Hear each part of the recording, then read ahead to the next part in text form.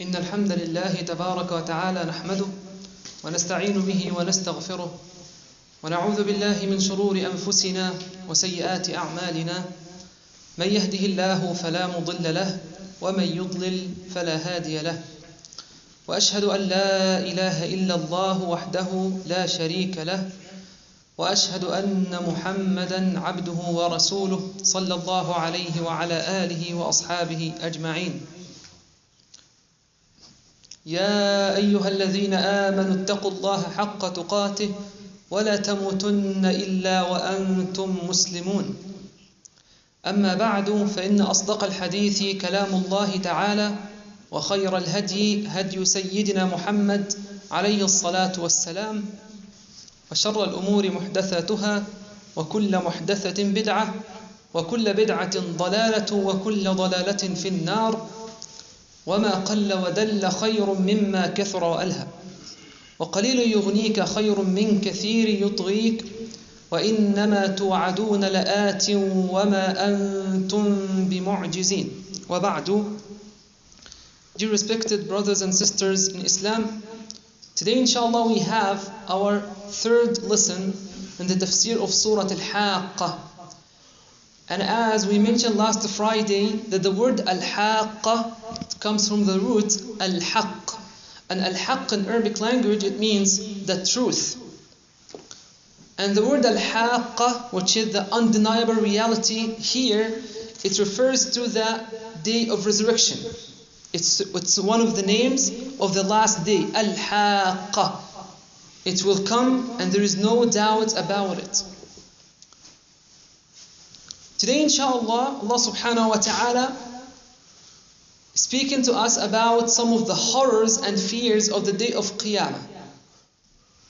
And the reason behind this is not to frighten people, because as our respected scholar Dr.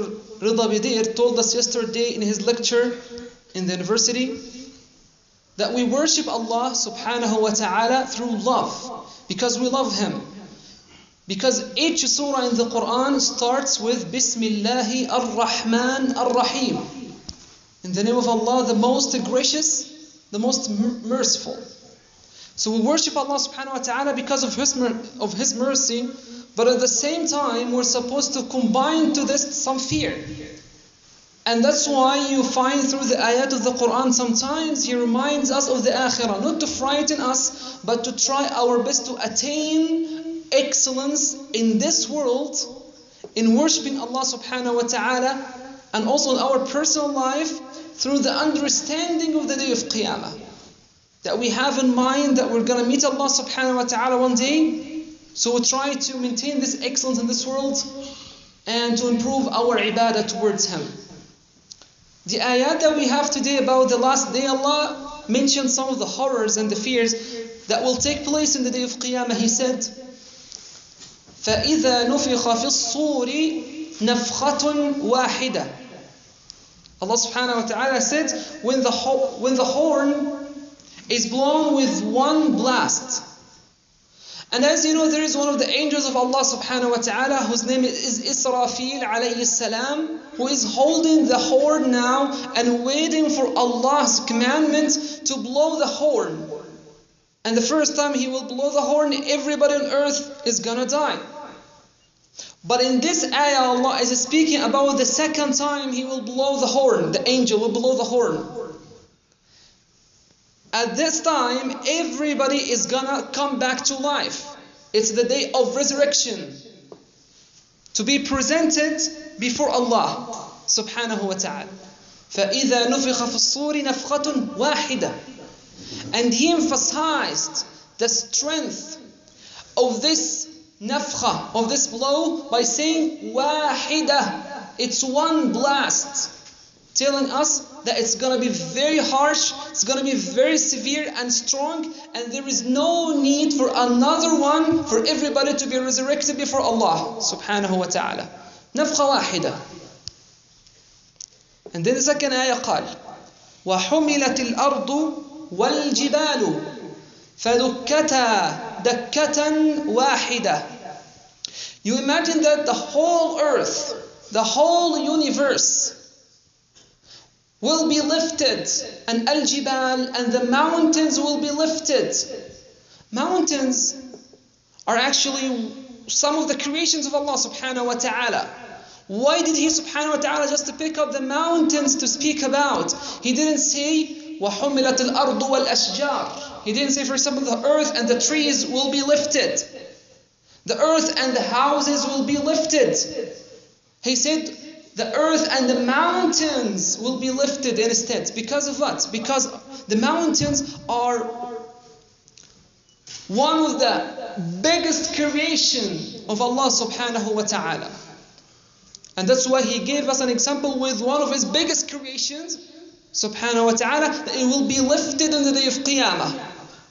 فَدُكَّتَا دَكَّةً وَاحِدًا, and the earth and the mountains will be leveled. The surface of this earth will be flat, will be even, the whole earth. And then فَيَوْمَئِذٍ وَقَعَتِ الْوَاقِعَةِ. On that day, the waqi'ah will occur. The waqi'ah will take place. Al-waqi'ah, when the Arabs use the word al-waqi'ah, it's different from the word al-hadath. Al-hadath means an event. Hadath, event. But al-waqi'ah, it's a huge event. That's really important. It's a massive one that He's trying to grasp our intentions by saying al-waqi'ah. The huge event is going to occur. فَيَوْمَئِذٍ, on that day, وَقَعَتِ الْوَاقِعَةِ. And then He started subhanahu wa ta'ala speaking about the heavens.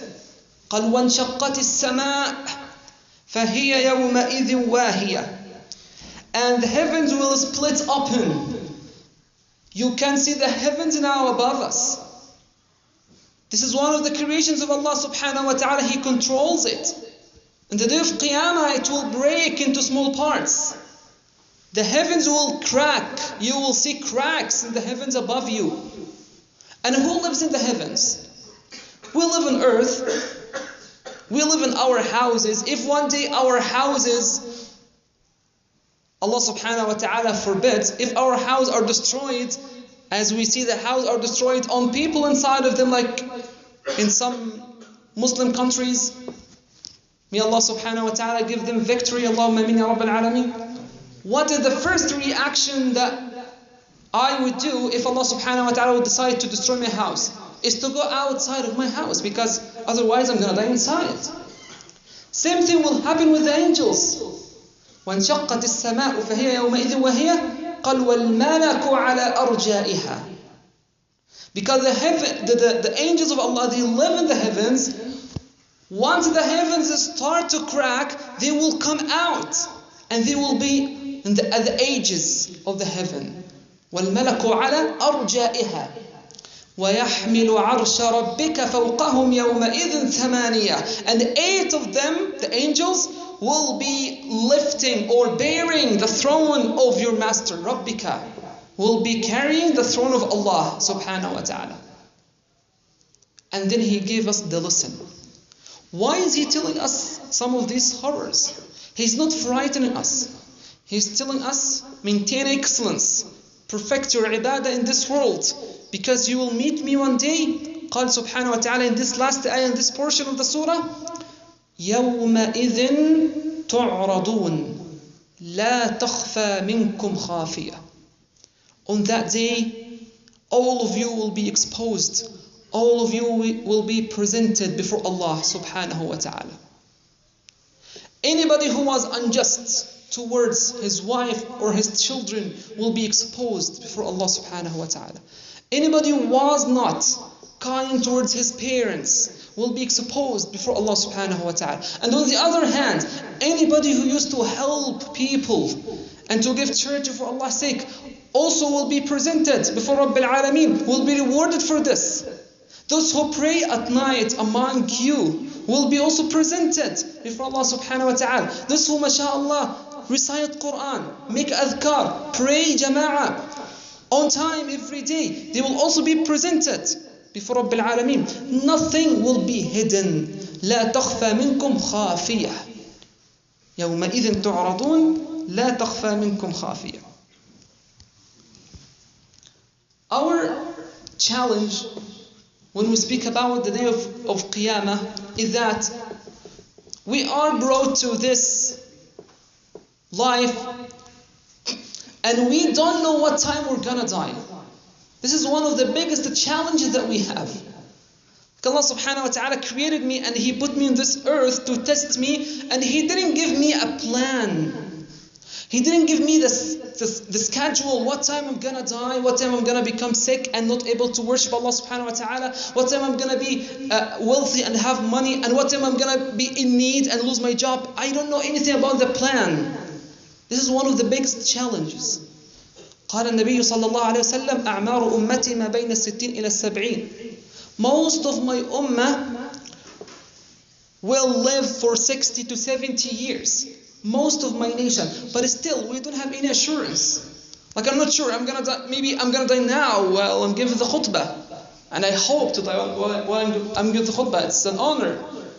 Somebody might die while he's listening to the khutbah, he's going to work. Somebody else might die while he's reciting Quran. Somebody else might die while he is displeasing Allah subhanahu wa ta'ala in private. We don't know. We don't have any schedule for this. This is one of the challenges that tells us that we have to maintain good relation with Allah subhanahu wa ta'ala at all times. The second challenge is that we don't know what time the last day is gonna come. We are sure about that it's gonna come because it's one of the pillars of our iman. قال النبي صلى الله عليه وسلم من أحب أن يزحزح عن النار وأن يدخل الجنة فليعمل حاجتين فلتأته منيته وهو يؤمن بالله واليوم الآخر وليأتي إلى الناس الذي يحب أن يؤتى إليه. Al-Imam Ahmad reported that the Prophet ﷺ said, whoever would like that Allah subhanahu wa ta'ala draw him, he likes to be drawn away from the hellfire and admitted to the Jannah, let him die while believing in Allah and the last day. This is the first condition. The second condition is to deal with people in the way that He liked for them to deal with Him. So believing in the last day is one of the conditions of our iman, but we don't know what time it's coming. Until today we still have people who predict that the last day that this world is gonna end in 2000, 2002, 2010, 2012. They never stop. Subhanallah. And by the end of the day Allah is saying, لا تأتيكم إلا بغتة. It just will come to you unexpectedly. There is no introduction. So this is the second challenge. The third challenge that we have in this world is the sudden death. Nabi ﷺ told us about the sudden death that will increase in this ummah. And I can tell you, my father is one of them. My father, he wasn't on drugs. He didn't do anything bad to his body. And he was very healthy. They were talking to him on the phone. After 15 minutes, they received the call that he passed away. Just Allah subhanahu wa ta'ala decided to take him. He decided that, subhanahu wa ta'ala. We don't know. The sudden death is another challenge. So you don't know. We don't know what time we're going to die, what time the last hour is coming. We don't know about the sudden death. The only thing that we know is that we have to maintain good relation with Allah at all times, especially in private, because of this. Having good relation with others, because when the death comes, there is no time to reconcile. There is no time to try to please those whom you displeased. People whom you were unjust toward them, you cannot be just toward them when death comes, when the day of Qiyamah comes.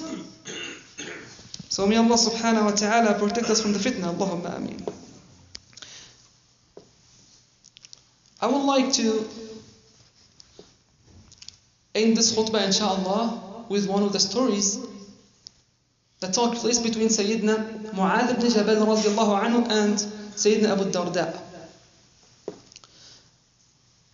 But before I tell you this, I have to tell you that Sayyidina Mu'adh ibn Jabal, he was known among the Sahaba with his knowledge. He was a youth among the Sahaba, he was so young, radiallahu anhu. But they used to call him Jabal al-Ilm. The most knowledgeable among the Sahaba of Rasulullah is Sayyidina Mu'adh, and he is one of the youngest. Subhanallah. Allah has given him knowledge, the mountain of knowledge, Jabal al-Ilm. They call him Jabal al-Ilm. طيب, Sayyidina Abu Darda, who is Abu Darda? Abu Darda was one of the most righteous people among the Sahaba of Rasulullah. All of them were righteous, of course, radiallahu anhum ajma'in, but Sayyidina Abu Darda was special because he has his own mindset, that he worships Allah the whole day long. Whole day, reciting Quran, praying, making adhkar, very busy reflecting, radiallahu anhu, and he was well known among the Sahaba with this. To that extent, one time Sayyidina Salman al-Farisi, he knocked his door and his wife opened the door. The wife of Sayyidina Abu Darda opened the door for Salman al-Farisi, radiallahu anhu. Sayyidina Salman said to Abu Darda's wife, مَا لِي أَرَاكِ مُتَبَذِّلَةً. Like he saw her, she doesn't look well. So what's wrong with you? What happened? Is there any problem? Can I help? She said, أخوك أبو الدرداء ليس له حاجة في الدنيا. She said, your brother Abu Darda is staying inside, like reading Quran and praying the whole time. He's busy. He doesn't give us enough time. Like he's always worshiping Rabbil Alameen because he wants to please Rabbil Alameen. He wants that he knows that there is a last day. He's going to meet Rabbil Alameen. That's always busy worshiping. Then Salman said to him, Ya Abu Darda, I have heard the Nabi ﷺ saying, إِنَّ لِبَدَنِكَ عَلَيْكَ حَقًّا. Your body has a due on you. And your wife has a due on you. And your children have a due on you. And your eyes, even in some narrations, you're not supposed to read the whole time, to study the whole time. Your eyes have a due on you. Then أَعْطِ كُلَّ ذِي حَقٍّ حَقًّا. Then give everybody and everything its due on you. So there is a story that took place between that righteous person, Abu Darda, and Sayyidina Mu'adh, the Jabal al-Ilm, radiallahu anhu, that I will inshallah share with you after Jilsa al-Istiraha. وأقول قولي هذا واستغفر الله العظيم لي ولكم.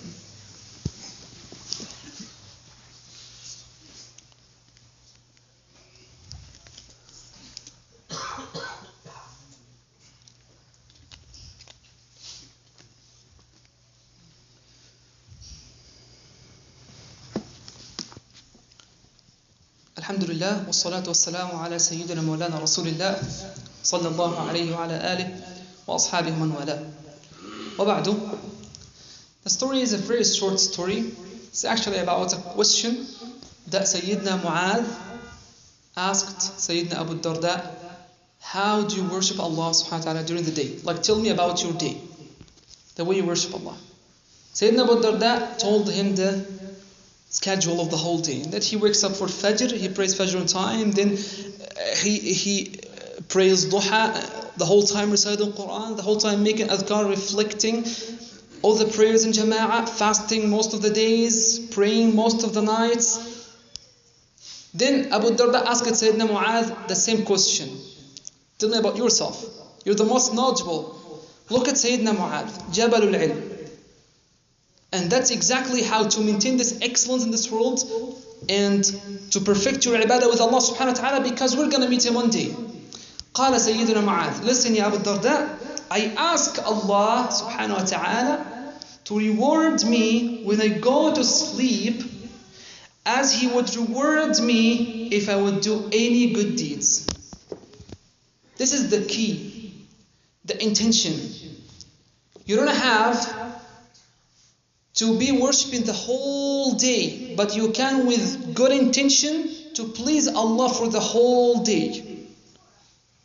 You don't have to study the whole day. You don't have to make da'wah the whole day. With your intention, if you go to sleep and you ask Allah that, Ya Rabbi, I'm going to sleep early to make it up for Fajr on time, this is sleeping, you sleep for 7-8 hours, it will be added insha'Allah to your scale of hasanat. The fact that you abstain from harming people, you don't have even to help others. If you don't have anything to give people, just stop harming them. Just being silent. You don't say anything bad, you don't harm anybody, you will be rewarded for this, for your silence. قال النبي صلى الله عليه وسلم من كان يؤمن بالله واليوم الآخر فليقل خيرا أو ليصمت. Whoever believes in Allah and the last day, let him speak good or keep silent. Alayhi salatu wassalam. So silence here is a ibadah. So this is the way, the key. how to maintain this good relation with Allah subhanahu wa ta'ala. So what I wanted to say today is Allah subhanahu wa ta'ala, He never tries to frighten us in the Quran, but He is trying to tell us, perfect your ibadah. جزاكم الله خيرا وإني داع فأمنوا. اللهم اغفر ذنوبنا، اللهم اغفر ذنوبنا، اللهم اغفر ذنوبنا واستر عيوبنا، واستر عيوبنا. اللهم علمنا ما جهلنا وانفعنا بما علمتنا وزدنا يا ربنا علما. اللهم لا تجعل لنا في هذا الجمع الكريم ذنبا إلا غفرته، ولا عيبا إلا سترته، ولا دينا إلا قضيته، ولا مريضا إلا شفيته، ولا مريضا إلا شفيته، ولا مريضا إلا شفيته، ولا ميتا إلا رحمته، ولا ميتا إلا رحمته، ولا ميتا إلا رحمته، ولا حاجة لك فيها رضا ولنا فيها صلاح إلا قضيتها يا رب العالمين. آمين آمين آمين. وصل اللهم على نبينا محمد وعلى آله وأصحابه أجمعين وأقم الصلاة.